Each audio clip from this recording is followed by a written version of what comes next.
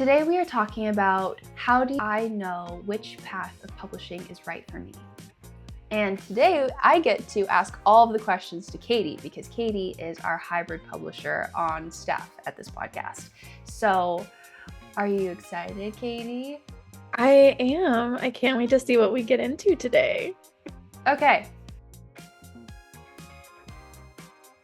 Amazing. I hope that this is helpful for all of the authors out there that are thinking about publishing their book or have published their book and want to know more about which path is good for me. Self-published, hybrid published, traditional published, what should they do? And I think all of them are great avenues, but we just need to decide which one is best for us. There are different circumstances. Yes. So Katie, can you briefly define traditional, hybrid, and independent publishing for us? Yes. So traditional publishing is what I feel most people, when they hear about someone being published, is what they imagine. Being traditionally published means that you have entered into a contractual agreement with a professional publisher. Often the big five are the ones that come to mind, but they are not the only traditional publishers out there. What is specific about traditional publishing is that the author is not paying anything. They are often being paid by the publishing house or perhaps receiving an advance, depending on how large the publishing house is. And they are having all of the work done for them. They are relinquishing their rights in most cases under a traditional contract. And they are in return getting lower royalty rates. And but they're getting a team of experts to work and do all of it for them.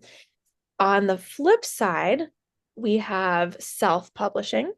And in self-publishing, a author is, I am going to use self-publishing or independent publishing interchangeably. Self-publishing or independent publishing is going to be out of pocket for the author. They are doing all the work themselves, but in exchange of doing all of the work for themselves, they're getting the highest rate of royalty, and they're pulling together their own team or doing it themselves. They have complete control over every aspect of the creative process. They have all stylistic choices, and they retain all of their rights to their work. In hybrid publishing, it is, in most cases, the middle ground or the best of both worlds. With hybrid publishing, there is a publisher and an author, and they enter into a contractual agreement.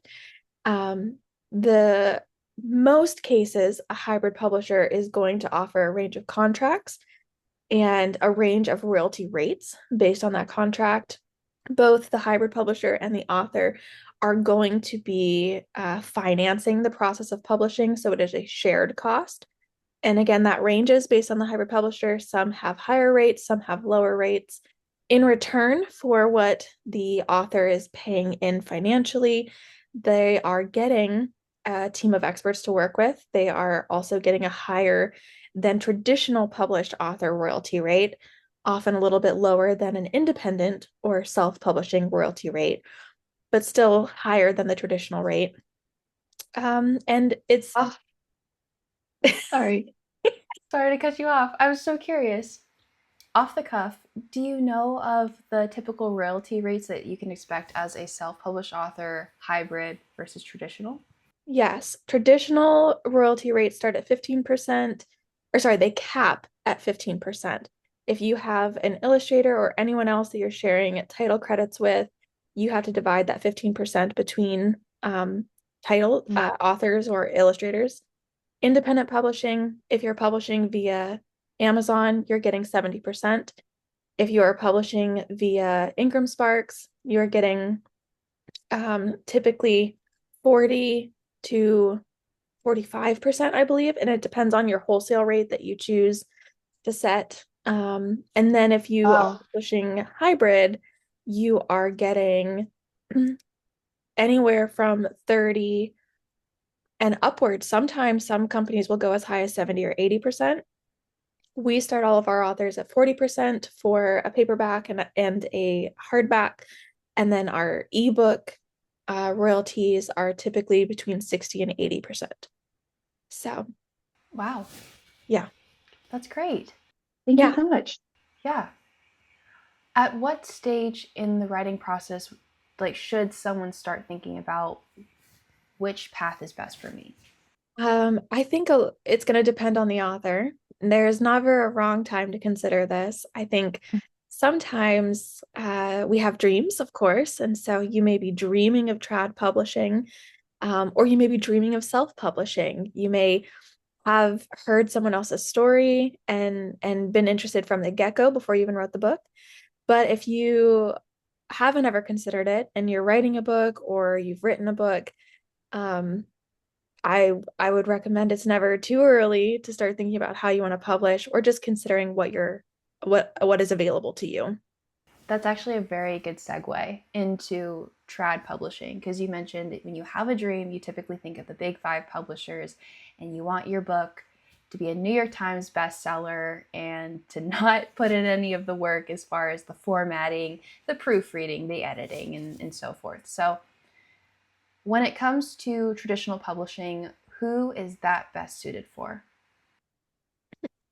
I think trad publishing is going to be best suited for someone who is looking to become a career author, someone who is looking for a team of experts to do the work for them, someone who is already writing maybe some things that are more mainstream or more on trend, someone who doesn't mind putting their manuscript on sub and getting feedback to change things consistently. On the flip side, I don't think trad publishing is going to be the best for anyone who wants to do it all themselves or More creative control. yeah, that's what I was gonna say. This can be like a good or this can be a pro or a con because sometimes, it's more comfortable to have people come alongside us and give us that very important feedback about our creative expressions through our stories. And so those people really don't mind when their manuscript's on sub and it comes back that, this ending isn't working, or this character isn't working, or this plot point is not working, reconfigure and come back to us. They thrive with that. And that can be a sense of drive and motivation, but others may see that as quenching their creative spirit. It really comes down to knowing like who you are and what you want and knowing what happens in that process. I hope that makes sense. Fantastic. Oh, it totally does. Yes. I'm actually starting to bring up a few of my old notes because our next question is, what kind of marketing support does a first time author realistically receive from a traditional publisher? And honestly, that varies quite a bit. Um, from what I've learned, I always liked to think of it as the golden standard because when people say, I want to be published, they typically think of that big five and don't know what that means. It's very elusive, it's very nebulous. People don't know. Like, I get the top treatment and I end up being really famous, and I don't know how it works. But the kind of support that you can realistically receive from a traditional publisher is there's the editorial. So they will edit your book, not unlike a hybrid publisher or getting an editor for yourself. They will do cover design, which sometimes can be the marker of if you have a team behind you versus if you self publish. And I think book covers are so important because first impressions do matter. You can talk more about that, Katie, I'm sure. There's a sales team, so there will be a sales team behind authors if they're traditionally published. And it's usually like one person, and they have to push a lot of books. So you don't get that exclusive attention that you think that you're getting, just because, especially if you are a debut author in a trad published deal, no one knows who you are yet. And they're taking a really big risk on you, but they believe in your story enough that it can sell. But they also have people like Rebecca Yarros, who's become a huge sensation, and that's much easier to get on bookshelves. So you will have a sales team. They will be pitching to accounts and retailers that they know and trust, and then they will get you into places like Barnes and Noble, take care of the distribution. They will do some marketing, which ends up being about like social media, maybe some influencer outreach. And what I think is very different is the publicity effort that goes on your behalf when you are traditionally published, where they have someone in your corner who is honestly dealing with like 20 other titles and trying to get your book into the hands of editorial magazines and to get those really esteemed reviews from news outlets all over the place in influential circles. Because when you get those reviews, those go a long way. But that's earned media, and it takes a lot of time and effort. And I definitely know that self-published and hybrid published authors can do that, but it's just starting to really become aware to these authors that they can do that, and it's in their ballpark, and it's not only gate kept for traditionally published authors who don't really get singular attention anyway. So that's what you can expect as far as promotion goes for traditionally published authors. Yeah, that's great. Thank you so much for sharing your expertise with that because you've been in the field and you've gotten to see it firsthand. I've heard, and maybe you can confirm or clarify if this is an accurate statistic. I've heard that for most trad published authors, the marketing efforts behind their book is about 10% of the budget that the trad publisher has for publishing their book. You know, let me check. I don't know if that's the case. And there's so little that goes into like the promotion side that comes in at the end. Like any corporation, any team in a corporate market, you need to fight for your sliver of the budget. Yeah. So there will always be that. Hmm. So, Katie, what are the biggest trade offs with traditional publishing that authors need to be emotionally prepared for? I do think it's that creative control aspect. Mm. Um, you are relinquishing some of your rights to the story you initially submit. Now, maybe you wrote an instant bestseller and they love everything about it, but the chances of that are very slim. Anyone who has gone through the querying process can tell you that it involves a lot of rejection and a lot of editing, a lot of rewriting, a lot of challenges. And so that is the number one thing that I would say just to be aware of, to know going in if that's the path that you feel most inclined for is um, they're going to ask you to change some things about your manuscript. And if that's not something you're open to, then you may not be best suited for trad publishing.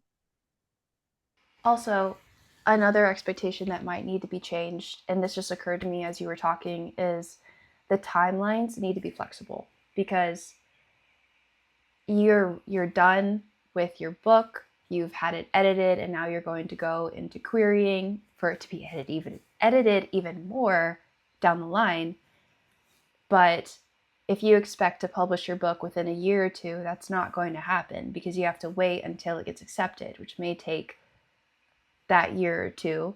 And then when it does get accepted, that's going to take another year or two in order for it to go through all of the processes, be edited again, and then there's a year of back end promotion in order to make everything work and all come together. And if you're okay with waiting maybe 5 to 6 years until you get published, that seems to be a more realistic timeline for traditional publishing. That's not to say I don't romanticize it like everybody else does and would love to work with any like big publisher, but you have to be okay with not having control and potentially your story never getting picked up because isn't it like less than 15%? We'll put it in the show notes, the actual percentages, but isn't it like less than 15% of books submitted get accepted? I'm pretty sure it's significantly less than 15%. Okay, like five? Yeah. Okay. Yeah, 5% out of the 95. So it depends on what you want to do with your story, and that is so important. Hmm. I will throw this caveat in there that the percentage is worse currently because of generative AI created Oh, manuscripts. yeah. And so with that, AI is pushing out manuscripts faster than is humanly possible. And then those AI scripted manuscripts are ending up on these poor literary agents' desk, flooding their Yeah. inboxes. And so now they have, maybe 200 manuscripts a day to have to scroll through to find a human one rather than the 80 to 90 that they were used to getting a day. So it makes it significantly harder because it's getting trapped under the AI pile of poo. You're so right. I recently saw a couple articles all stating that. So it may take a while for them to get to see your submission. Yeah. And if you do decide to do the publishing, like the traditional publishing route, keep pinging them because it seems like they're now going to get bogged down with the rest of those AI submissions. Yeah, so there's still Okay. hope, but just keep that in mind. Yes. Yes. Um, Katie, now we get to talk about your favorite part, hybrid publishing. Excellent. You're like, thank goodness, this is my wheelhouse. Yes. Okay, so hybrid publishing has grown a lot in recent years. How can we separate hybrid publishers from vanity presses? I And am can you help us? stressed. Sorry to cut you off. Can you explain what vanity presses are too for me and for everyone else? Thank you. Thank you so much. Oh my gosh. This is everything. Okay. Previously, hybrid publishing was not really a thing. I mean, it's been a thing, but it hasn't been a name.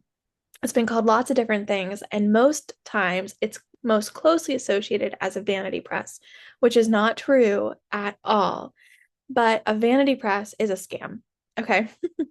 Vanity presses, okay, maybe they're not all a scam, but typically it's a scam. What it does is it's a real person or a real platform that you submit your manuscript to, but they have zero criteria. They publish anything you send them if the price is right, and they will make you obscene promises and never deliver on them, which is what makes it a scam. They'll say, we're going to get you Kirkus reviews. We're going to get you on the New York Times bestseller list, the US Today bestseller list, the Sunday list, the blah, blah, blah list. We're going to get you number one on Amazon. You're going to be ranking the charts. We're going to do all this stuff for you. But it's going to cost 10, 15, $40,000. And these poor authors are like, wow, well, what price could I put on being a famous New York Times bestselling author? Well, if that's what they can get me, it's worth it. They'll pay and never get those accolades, never get it. And oftentimes the books are poor quality and there's no editing and design is bad. So Wow. that is a vanity press and it is very sad. People have been scammed. It is horrific. It's terrible. Now, what separates hybrid from vanity presses is that there are actual hybrid publishing criteria that a hybrid publisher must meet in order to be a well-vetted hybrid publisher.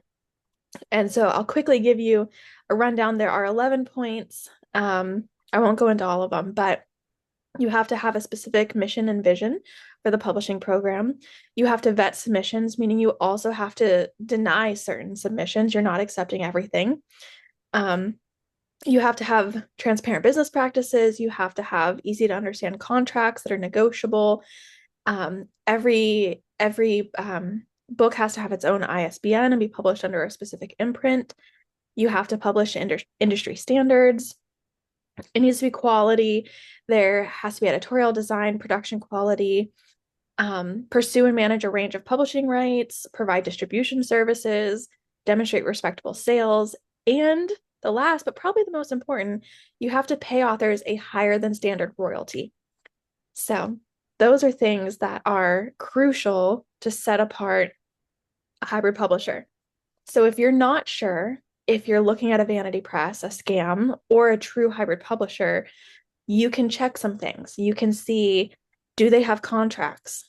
do you offer contracts? Do you offer a range of um, types of contracts and different price points or different royalty rate tiers?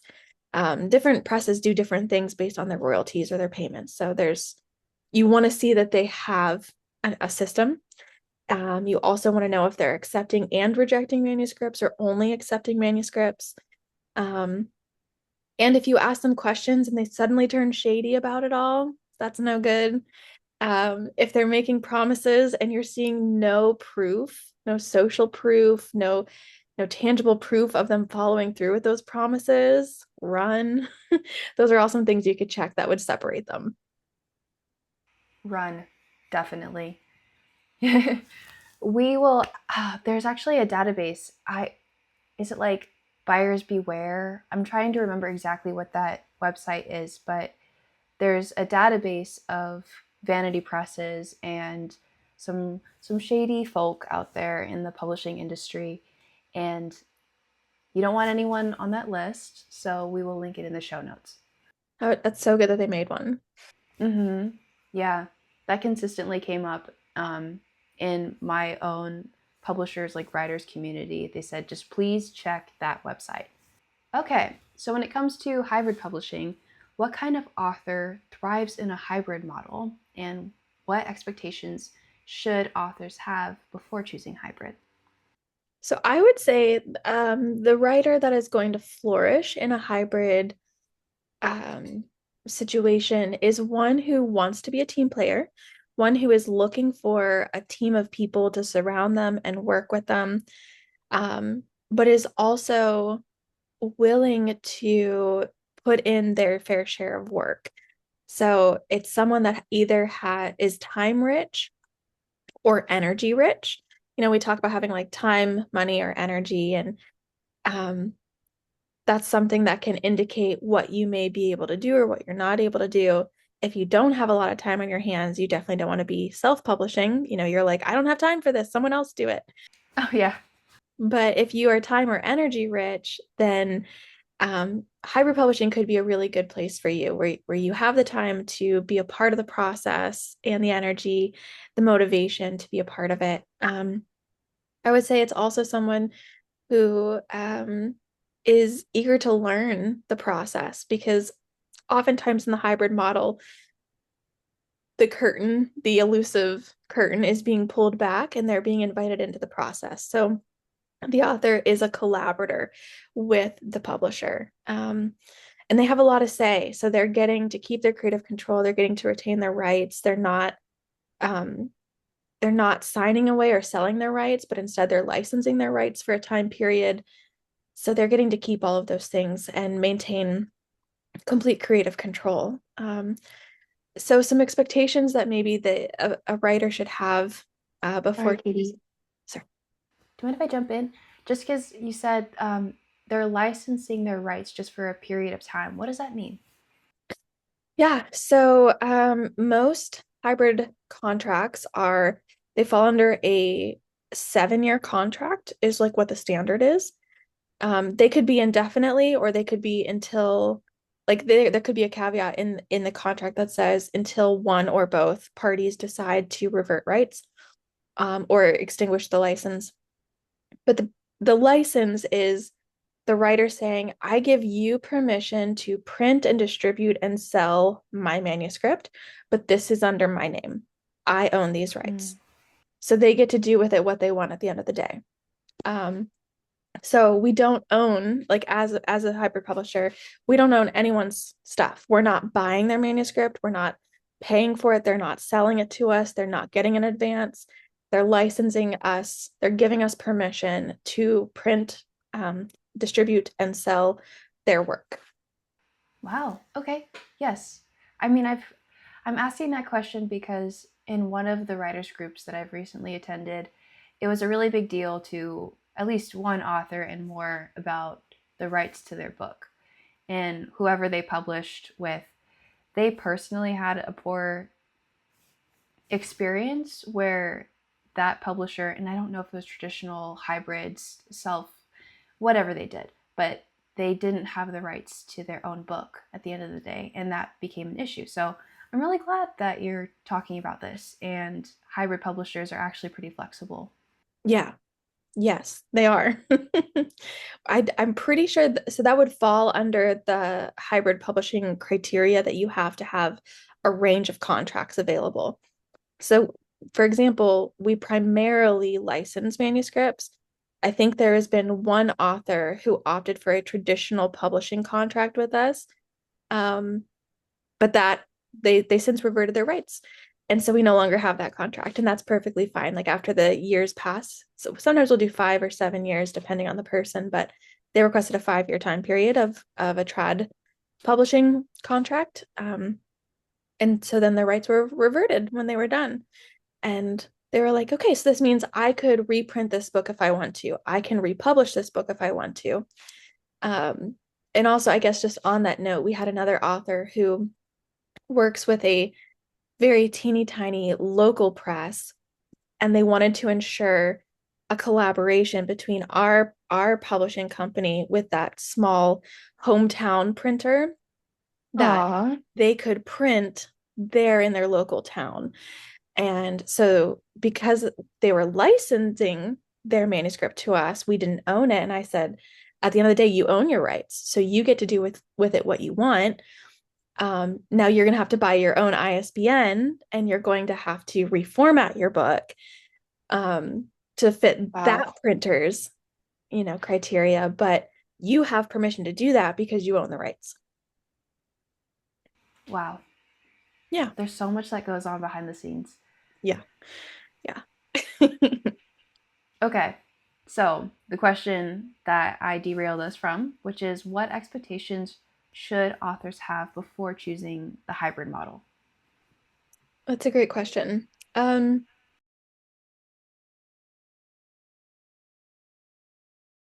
One of the other things about hybrid publishing that is a little bit different than traditional publishing is that we do move faster. Our whole process is faster from submission to acceptance or rejection is faster. Our process of editing, design, and formatting is typically faster because we have a smaller influx of submissions than the typical big five trad publishing house. We have significantly less. So we're able to work more one-on-one with people and get quicker answers and a quicker turnaround. So that is great. But one thing that I think they should be aware of is um, the author subsidizing model that we have. So, like I mentioned earlier, in the hybrid model, both the author and the publisher are sharing the financial burden of publishing. So, in self publishing, the author would carry the entire burden, but in hybrid publishing, the publisher is also carrying the burden. And in trad publishing, the traditional publisher is carrying entirely the weight of the financial burden. So when someone comes into a hybrid situation, there are costs associated with publishing, but they should not be trumped up charges like you would see with a vanity press. They should be able to be billable or invoice. Like there should be a receipt to show, okay, this amount is going towards editing, this amount is going towards formatting. There's a real person on the other end who's receiving this money. It's not just lining the pockets of some CEO somewhere or some big name that you'll never meet or hear about who doesn't care about your book. But it's going to the actual person who's doing the work on your manuscript, and they're making a livable wage. And so there is a cost associated, but it shouldn't be an outlandish sum. So I think the top end of our costs, and this will depend on your word count, because if you come to me with a 500,000 word opus, a sci-fi, I had someone do this, a sci-fi opus. I think it was actually like 720,000 words. Oh And my goodness. Wow. yeah, Can you imagine how thick that book would be? I told him, I don't think our printer would print a book that large. Oh, I don't think anyone could afford a book that large with today's costs. And so there are if that was the case, there would be a higher amount associated with editing. But typically, if you're within the range of 150,000 words or less, it's going to be $3,000 or less. Mm. And of course, if you want to hire out illustrators, if you want somebody who's like a top of the line book cover designer and they have fees that are significantly higher, those are things that may sway the cost associated with publishing. Um, but so that is something to keep in mind as an expectation is that there is still a cost associated with hybrid publishing, though you're sharing it with the publisher. So it should not be an insane amount unless you want it to be an insane amount. If you want to have all the deluxe books and the special edition and the character art, why? Those numbers add up. Yeah, definitely. Those feel like add-ons almost. Mm. Which is great because you're kind of leaning into the question that I did want to ask you, which is what kind of services do you offer? Because I believe you offer audiobook services too, right? Yeah, we are a full service publishing house. We offer everything from ghostwriting all the way down to marketing. So from pre-draft to post distribution. We do ghostwriting, editing, formatting, cover design, illustrations, layout, formatting, proofing, printing, distributing, marketing, author platform, etc. And now that we have this Wow. wonderful collaboration with Bloomery, we can offer even more marketing and author services. So that is a relief. Yeah. I'm so glad I can help. Your authors are so sweet. Oh my gosh. And And they adore each you. one, oh, I adore them. Hmm. Yeah. Big fans. It's funny because the authors that, at least that I've worked with for Marikey, each of them are different. They have their own story, they have their own way of going about things, their own goals. It's just totally different. So I love that, and I love the wide range of authors that you do serve, and they're all very sweet. I do like them. Yeah. Um, what should authors look for when evaluating a hybrid publisher? They should definitely look to see if they are on that terrible database, first and foremost. Okay, yes. Mm, Wait, I pointed my finger like I was one of them. I'm not, but I was just like, yes to that. Make sure that you check the list and don't find any of your providers on there. Anyway, go ahead. sorry, the heartburn in the third trimester. I'm working on Oh, a Tums to help. Sorry. Mm, definitely check the database. You also want to consider those 11 points of criteria that I mentioned. You can always Google them, 11 points of hybrid publishing criteria. It was put out by the IBPA, which is the International Book Publishing Association. They keep things above board and excellent. You also want to make sure you're looking to see if they offer contracts, if they have an established brand, if they have an established voice, if they have a process of submissions, that's going to be a green light. And then specific to the author, I would recommend that you look for someone you're comfortable working with. You want to check what services they're offering because not all hybrids are created equal. So while we are a full service hybrid publishing company, not everyone is. Sometimes they only offer formatting and design, and you have to get it edited by someone else. Or sometimes they offer editing and formatting, but they don't do book covers. So you have to get a book cover from someone else and then bring that to them. So you want to check their services. You also want to check their royalty rates. You want to make sure their royalty rates are higher than industry standard. So it has to be higher than 15%. And I think those are the top things I would definitely recommend you're looking out for. Um, amazing. We're I think we're actually running out of time a little bit. So we still have independent publishing to talk about. So yeah, let's jump in, make it somewhat short, but cover it. So who is independent publishing best for? It is best suited for someone who is a DIYer, someone who is not afraid to teach themselves how to publish, who's not afraid of the steep learning curve of figuring it out themselves, someone who loves attending YouTube University. Honestly, if that's going to be the person who's going to thrive as an indie author, and someone with an ability to bounce back, because there is a lot that can go wrong in the process of publishing. And if you're willing to do it all yourself, you got to have a tuck and roll, I can laugh at myself kind of attitude. I feel like there are a lot of self-published authors, at least in my realm, in my sphere of like friends on Instagram, and they go through it all. Sometimes some of the authors are listing all the things that they have to do. I'm like, wow. And it's a lot for them when they get into the crunch period, like the zone of I am about to publish this book and I have so many things that I need to do.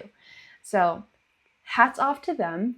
I wish that there was just like a list, and I think I will check online after our call, a list of everything that needs to happen, like a checklist for self-published authors.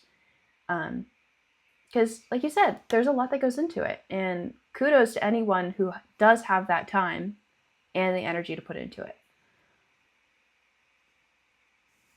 Um, I will say, as a marketer, when it comes to being a self-published author, that either can be fiction or nonfiction. I'm finding with fiction authors, I'm finding with nonfiction authors that that's a little bit more common, and I think they may have an easier time being a self-published author because there are more ways that they want to gain influence. They want to be more of a community builder. Whereas with fiction authors, it's like, this is my story, this is my baby, I hope that you appreciate it. And the income is more dependent on the book being sold itself. So when you're a self-published author, I'm talking about expectations. So do you expect to be a New York Times bestselling author? Probably not right away, and probably not your first, second, third book. And you need to be okay with that. But there is a way where you can make your book super popular, and more nonfiction authors are willing to do this, is by making your book practically free because you want it to be circulated. It's like, I asked one author this when they asked about being a New York Times bestselling author. I'm like, okay, do you want to be popular or do you want to be rich? As a self-published author, you kind of need to choose that from the get-go and be okay with running that experiment for at least a year when you are being a self-published author. Yeah. And if you are willing to do that in the way that Andy Weir did, where he made his book, I think it was The Martian first. He made The Martian available for free, and everybody loved it so much that it gained traction. He just wanted people to read it. He didn't care about making money. And then it snowballed, turned into a Kindle edition for 99 cents, which everyone loved, which eventually turned into a traditionally published deal. You can go that route, especially with fiction books as a self-published author, but you need to be okay with not making money in the beginning, which can be hard for fiction authors. I know that that can be a difficulty. So just think about how you want to, like, what matters most to you. That is so well said. I'm so glad you shared that because I remember you passing on that tip to one of my authors and that question. And that is such a game changer. It's such good advice. Thank you. I appreciate it. I think she changed her expectations after that call. I could I be think they became wrong, more but realistic. okay. Yeah, I don't want to crush anyone's dreams, but I don't want to say you can get there. You can get there, but it's going to look different. Are you willing to do what it takes in order to make that happen? Yeah, And sometimes the answer is no, and that's totally fine. it is. Yeah, because you have to redirect. You have to be willing to pivot. Mm-hmm. Mm-hmm. And let's see, the ending question as we close today. Katie, thank you so much for all of your wisdom that you're sharing with us. I learned a lot today. If an author is feeling overwhelmed by all of the options that are available to them, what would you tell them today? Well, I mean, I would say pray about it. But if you're not the praying sort and you're looking for just a piece of advice, I would say just to take one bite at a time. That adage of how do you eat an elephant? Just one bite at a time. So if there's a lot coming at you, just slow down. You don't have to figure it all out right now. Maybe take one style at a time and see if you can come across people that you know, or friends or family or acquaintances who have published before, and hear from them what they've done, what their experience was like, or listen to podcasts from different authors, see what they enjoyed, what they didn't enjoy about the process, whether they were indie or trad or hybrid. And that'll help give you a taste for what's going to be best for you. And it's okay to also reach out and interview publishing houses. Like, maybe the trad five, the big five, are not going to answer your call, but smaller presses do have interview slots and they have consultations available, because most of us in publishing genuinely want to be a good fit for our authors. We're not just looking to get anybody. We only want people that are going to be a good fit, as much you for us and us for you. And so having those calls are typically free with everybody, or very, very cheap. And so I'd recommend signing up for a few of those calls. And if you're interested, I do have free consultation calls on our website, maracuypress.org. You're more than welcome to reach out with questions or a consult. Um, but yeah, I think that would be my best piece of advice for you. Yes, do that. Katie is a lovely human being, and I feel like she will steward you very well. Um, might I just add as well, as far as what would you tell them today? Yeah.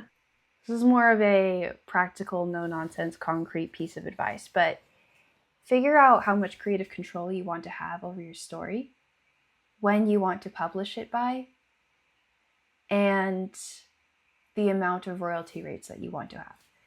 Because if you want more creative control, it's not going to be traditionally published. If you want to be more famous, go with traditionally published. If you want to publish your book within 1 to 2 years, it's probably going to be self-published or hybrid published. And if you want more royalties, it's going to be self-published or hybrid published. And so you can just check those three, which is royalties, time to market, and creative control. Yeah. That's so good. Very succinct. I love that. I will borrow that. Okay, amazing. All right, thank you so much, everyone. Thank you, Katie. I really appreciate this call, and I look forward to talking to you again. This is so fun. Thanks, Mackenzie. Next time, it's your turn. Yes. Oh, I'm so nervous. Next time, we're going to be talking about all things marketing your book and what you can expect and how to get that big five publishing experience treatment for your own self. And you can pick apart and take and leave whatever you want. But I will hopefully give you the full scoop on that. So, Amazing. I can't wait. And our readers or listeners, oh, well, they are readers probably, are going to be so effectively. glad. Okay. Thank you, everyone. Bye.